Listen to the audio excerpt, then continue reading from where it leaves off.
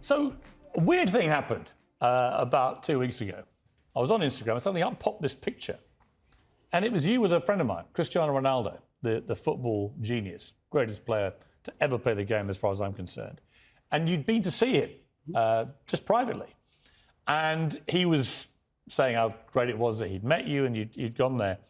And all hell broke loose. He was bombarded with people saying this is outrageous, legend over, legacy finished, none of which would have bothered him because he'd heard all this kind of thing before. But the venom of it was from certain quarters was so pathetic, it seemed to me. So first of all, what were you doing with Cristiano? Why were you there? Well, he invited me to come and see him, and he had had some trouble in his life a few months ago, and a friend of his sent him some of my videos, and he said he had watched those, and then he read my book, one of my books, and found them very helpful, and he wanted to talk.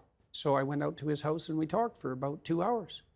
And he showed me all his equipment for keeping himself in tip-top condition, and we talked a bit about his companies, but mostly we talked about what he wanted in the future and some of the obstacles that he's facing while pursuing that. And so we had a strategic conversation, I would say, on those topics for about 90 minutes. Were you, in a way, the Ted Lasso figure in his life? Well, that's what it felt like. He didn't realise he was missing? Yeah. Well, I think maybe he did realise that he was missing it because he seemed to have found it to some degree in those lectures. And so, I always like to hear not only what people are up to, but what they want. And one of the things I loved about my clinical practice, which was very much predicated on this, like, well, you're miserable, let's say, and not to say that he was, because he has a good life in many ways, but if you could envision a path forward out of your misery, let's say, to somewhere better, what would that look like?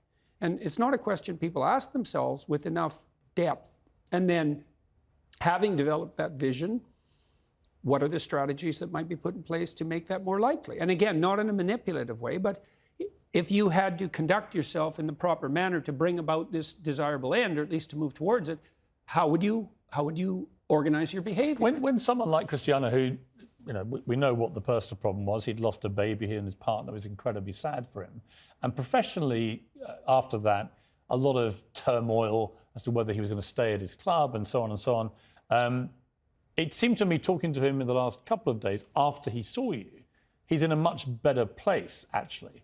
That's what happens when you hang out with a reprobate like me. Yes, but really interesting to me that so you and he both got criticised for just seeing each other, but actually it was clearly very helpful to him. Well, I hope so. That would be lovely if it was true. It's a weird position, isn't it? There's you, Dr. Jordan Peterson, this guy that comes out of Canada, lecturing students, and then you're at the home of the greatest football player of all time, and you're genuinely helping him. I mean, Ronaldo is known as one of the most mentally strong athletes has ever been. Yeah, right. Not just physically, but mentally strong.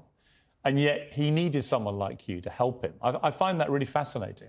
Well, I don't know if he needed me because he's a pretty competent guy, but you can always, and this is something that very competent people do, you can always improve on the edge, And so his life is very well put together, and he had some trouble, but people do, but we talked a lot about what he wanted, how he wanted his career to end in the most graceful possible manner and how that might be optimized. And so I hope you told him to sign for Arsenal in the January transfer window, did you, Jordan? No, I didn't give him. I try not to give people advice. But, I mean, I'm curious on that because he's obviously reaching, not the end of his career by any means, he's still a world-class player and he's incredibly fit, so he could play for another 3-4 years perhaps. But what is an end game for someone who's achieved everything in the game? Yeah, well, that's a good question. It's hard for people who have had a stellar career, especially one that's to some degree predicated on youth, to figure out what to do with the rest of their life. Now, he's well set up because he's a very canny businessman and he has a young family and he has lots of friends. And as far as I could tell on that front, he's situated himself extremely intelligently. So I think it looks to me like the transition for him is going to be quite smooth.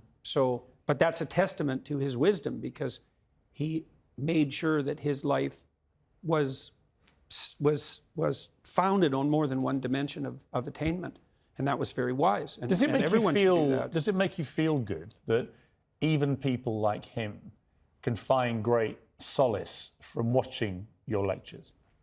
Well, all that makes me feel good. I mean, I do think that This is part of the reason I keep going on these lecture tours, is that it seems to be doing people good. So let me ask you about kids.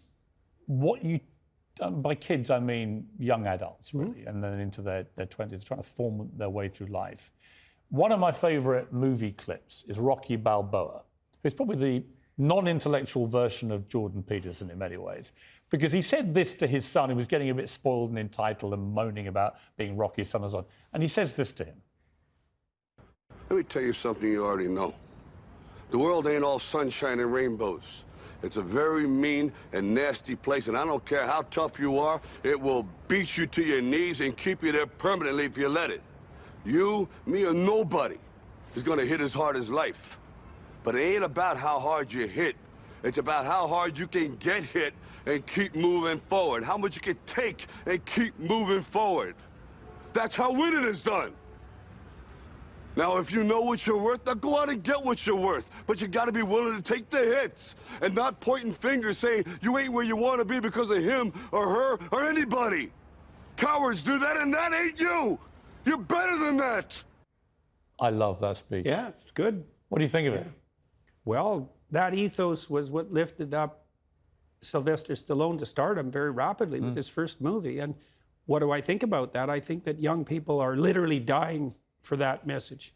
I mean literally, they're so demoralized. It's just beyond belief. And so one of the things that's been painful about what I've been doing with my wife as we've traveled around the world for the last number of years is to see how desperate people are for an encouraging word.